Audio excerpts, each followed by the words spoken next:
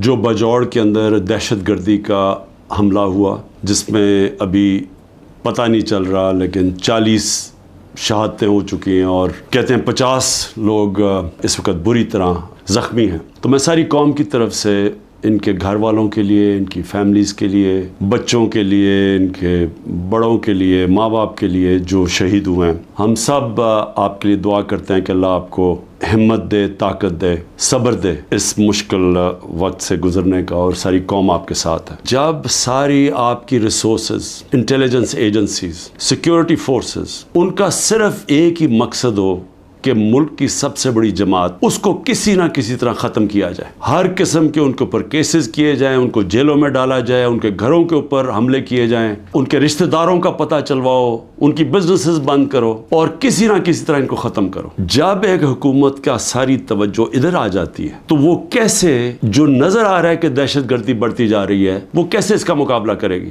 636 ایک سال میں پختونخوا میں صرف دہشت گردی کے واقعہ ہوئے ہیں، جس میں پختونخوا کی پولیس کو سب سے زیادہ اس کا نقصان اٹھانا پڑا، اور اس کے علاوہ بلوچستان میں اور وہ جو کنٹونمنٹ پہ یوب میں اٹیک ہوا۔ تو میری پھر سے درخواست ہے کہ یہ مسئلہ اور بڑھتا جائے گا اگر ابھی پوری طرح توجہ نہ دی اور اپنی پرائرٹیز ٹھیک کریں۔ یہ جو تحریک انصاف ہے، یہ ملک دشمن نہیں ہے۔ جو ملک کی 70%، 75% عوام جس جماعت کے ساتھ کھڑی ہے، وہ ملک سے نہ غداری کر سکتی ہے، نہ اس کی دشمن ہے۔ تو اس کے اوپر پوری توجہ دے کے اور یہاں نظر انداز کرنا کہ جو ایک مسئلہ بڑھتا جا رہا ہے، تو میں سمجھتا ہوں کہ اس سے زیادہ ظلم ملک سے نہیں ہو سکتا۔ جب 12 لاکھ پاکستان کے پروفیشنلز ملک چھوڑ کے چلے جائیں، یہ پیسے سے زیادہ، یہ جو ہمارا ڈالر باہر نکلا ہے، کیونکہ یہ اپنے ڈالرز بھی لے کے گئے ہوں گے نا، تو جو ڈالرز باہر جا رہے ہیں وہ علیحدہ چیز ہے، لیکن جو برین ڈرین ہوئی ہے، جو آپ کے وہ لوگ جو کہ سب سے زیادہ معاشرے کی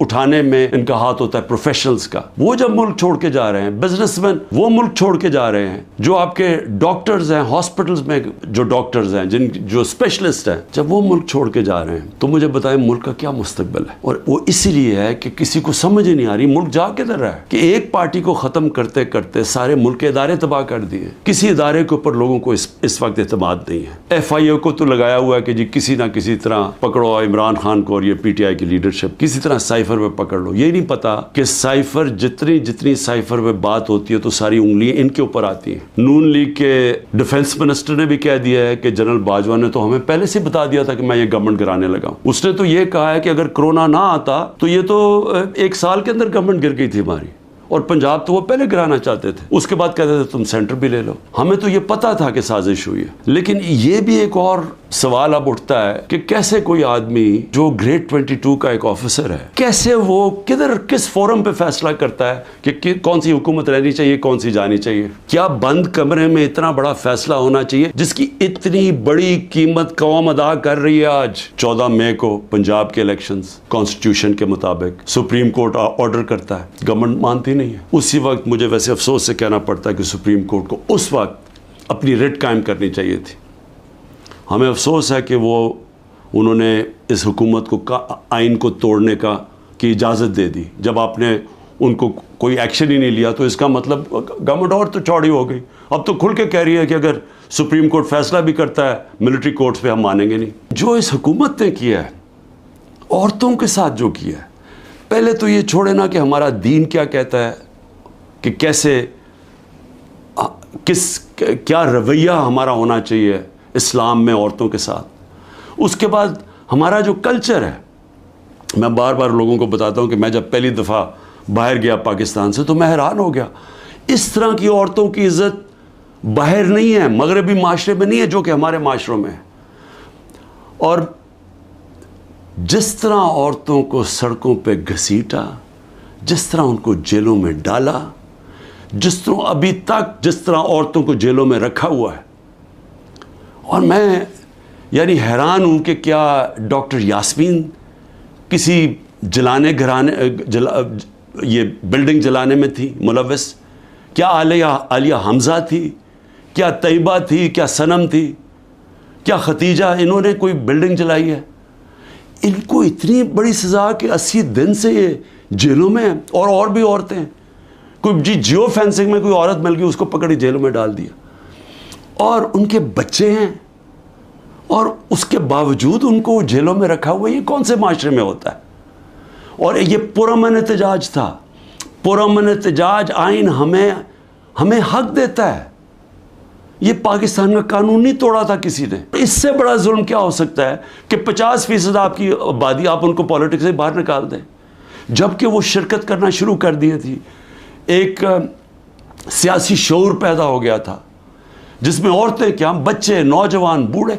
لیکن جو عورتوں کی شرکت تھی، مجھے ایسے لگتا ہے کہ یہ پلان کے تحت، یہ پلان کر کے عورتوں کو سیاست سے باہر کیا جا رہا ہے.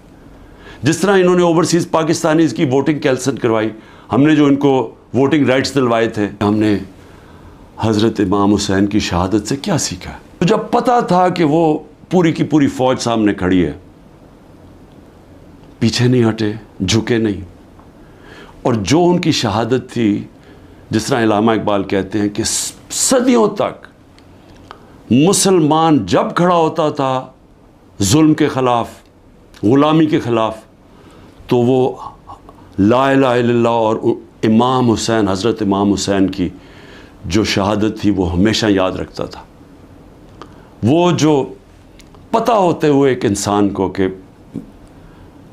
ہم جیت نہیں سکتے، یعنی کوئی میری موت ہے، میں یہ جو اب کھڑا ہوں اسٹینڈ کے اوپر تو میں زندہ نہیں رہوں گا، اس کے باوجود وہ عشق کتنا ہوتا ہے اوپر والے کے ساتھ کہ وہ کہتا ہے کہ میں یہ کوئی نہ سمجھے کہ میں خوف کے بت کی وجہ سے کسی کے سامنے جھک گیا ہوں.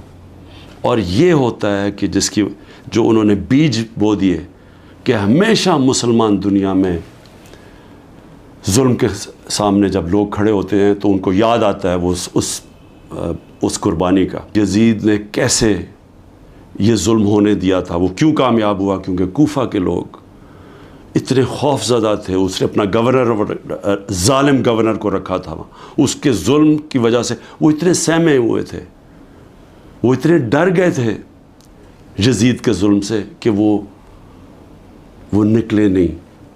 انہوں نے اتنا بڑا ثانیہ اسلام کی تاریخ میں ہونے دیا اور وہ ساری زندگی پچھتاتے رہے. میرے پاکستانیوں، یہ یاد رکھیں، یہ جو ظلم کیا جا رہا ہے، آپ کے اوپر خوف ڈالا جا رہا ہے کہ یہ جی وہ جیل میں پکڑ لیں گے، وہ گھر توڑ دیں گے، وہ یہ کر دیں گے، وہ مار دیں گے، وہ ویگو ڈالا آ جائے گا. آپ اس سے اپنے آپ کو آزاد کریں. یہ جس وقت آپ نے یہ فیصلہ کیا کہ ہم رائے حق کے اوپر کھڑے ہیں، ہم ظلم کے سامنے نہیں جھکتے، ہم اپنی آزادی لے لیں گے. میرے اوپر 180 سے اوپر کیسز ہیں. میں پچھلے 2 مہینے میں تقریباً 350 مختلف کیسز کے اندر عدالتوں میں جا چکا ہوں.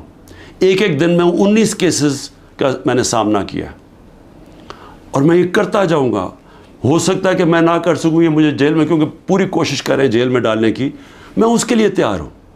لیکن میں یہ بتانا چاہتا ہوں کہ یہ جو مرضی کر لیں، میں کھڑا ہوں.